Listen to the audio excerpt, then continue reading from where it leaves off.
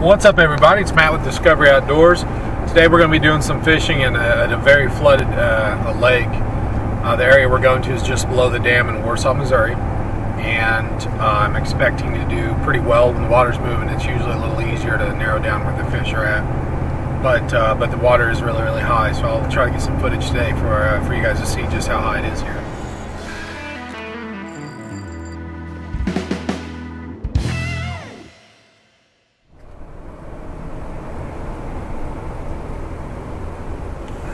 Wow, man, that's deep.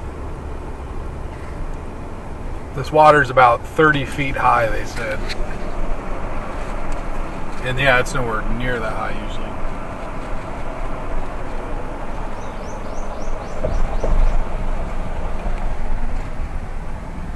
I mean, look at this. This is actually a creek arm here. Well, here, look at the map. There's normally just a tiny little creek coming back in here, and you can't even take a boat back here normally. Now the water's, 20 to 30 feet deep. That's just ridiculous. That's crazy.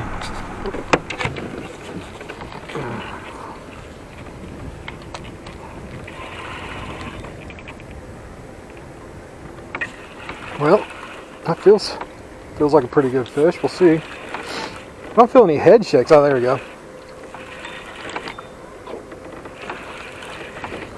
Got him coming up right between my other two poles, which is going to make it a little bit more difficult.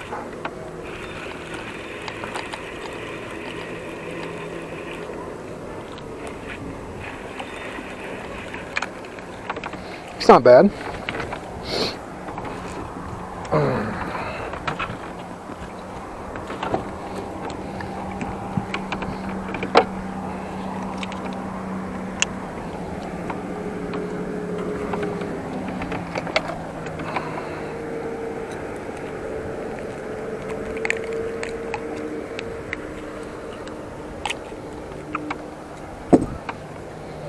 First fish.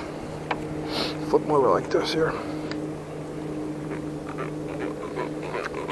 Just solid 2 pounds.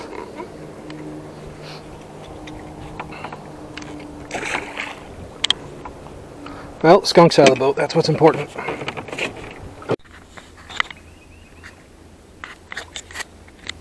That's a huge chunk out there, so he might be hooked up. Sounds like he is. That line's whistling a little bit. Man, I hope I didn't get another. I don't know if I had a tree or something earlier, so hopefully that's not the same thing here. I'm going to check.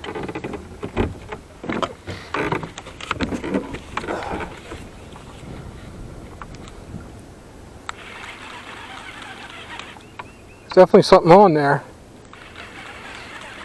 But is it a fish or a limb or something? Because earlier, I had something that, if it was a fish, it was the biggest fish I've ever had hooked in my life. I couldn't reel it up. This feels like a tree limb to me.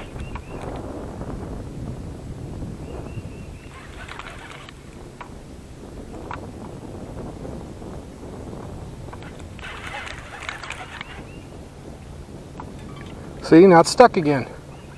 It did that earlier. I guess a log. I don't know what else it'd be. I'm going to leave it here until I'm ready to move, and then I'll try to get it up.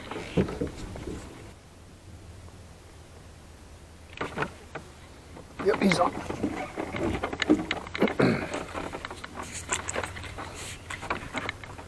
Finally, one that feels like a fish. This has been a crazy day, man. I caught a couple of fish, but I mean, I keep getting weird snags, and I mean, the water's moving. I'm expecting that, there's just got to be a lot of trash and debris at the bottom of the lake moving around, I guess. Doesn't feel like he's too bad of a fish either. Must be a decent little fish.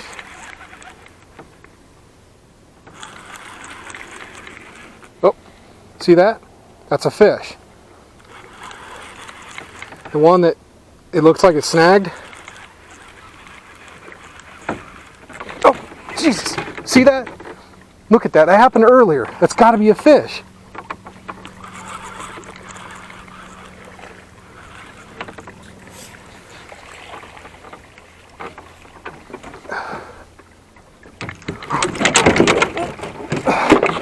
Almost lost that pole. Wow. Oh, that is a fish. That's a big fish. Oh man, how am I gonna do this? Okay, one at a time. That's the only thing I can do.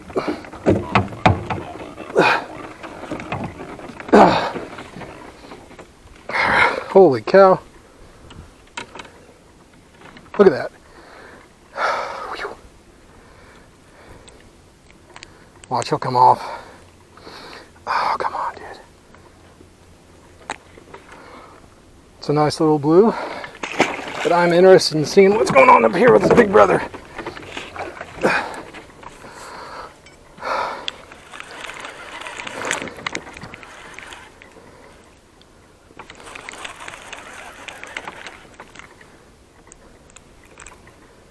Yeah, it's another nice fish. It may not be as big as I thought. Maybe they're getting up into the ledge or something.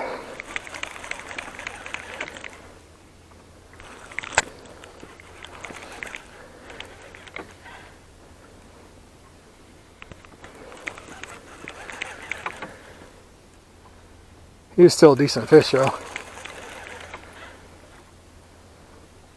But yeah, I mean, I couldn't even pull them in. I think they just go and suck up against that ledge and get stuck up in there where you can't get them out.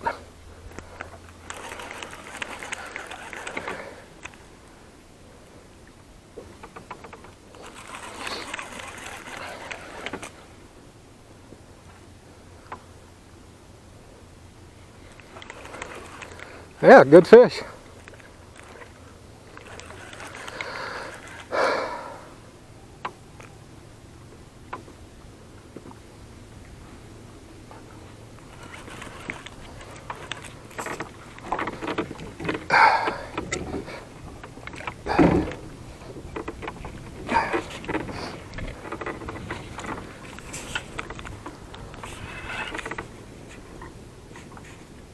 My reel's falling off. I've had a hell of a day here, man. I'll tell you what, I can't seem to get one thing going without one thing failing. Yeah, great looking fish. There it is.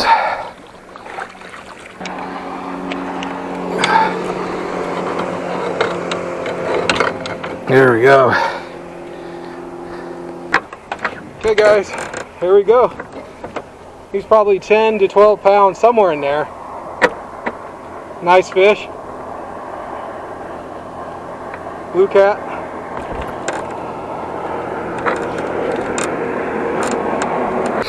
Yeah, the best part about it, getting them back in the water so they can get bigger.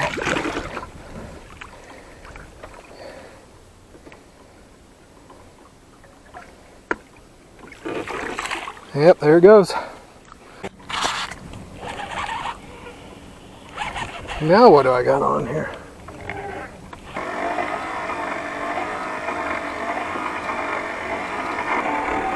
I'm on the anchor.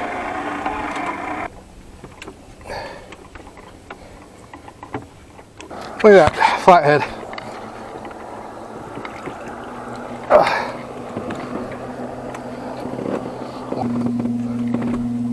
Not a bad looking little flathead. Got a big old wide head. Oh! That water was coming up over the back. Good looking flathead. Not huge. I mean, 4 pounds or 5 pounds.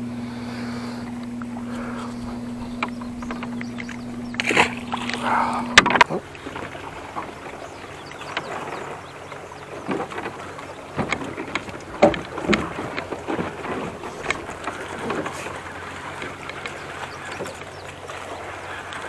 This one's on, I think.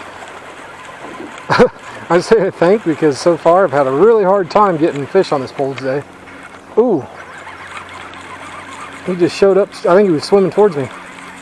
He's not a terrible fish. He's still swimming towards me. I don't know if you can see the line, but it is beelining straight for me. Look at it. He's running along the shoreline right there. All the way to the boat. Striper? Catfish. Hey, it's a channel. Trifecta, people. We've gotten a flathead, blue cat, and channel. We've gotten the trifecta today. And all three have been nice fish.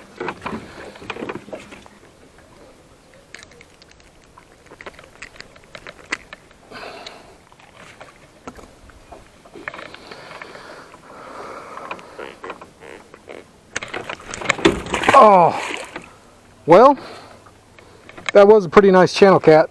It doesn't matter. We got the trifecta today: blue cat, channel cat, and flathead. So it's pretty awesome.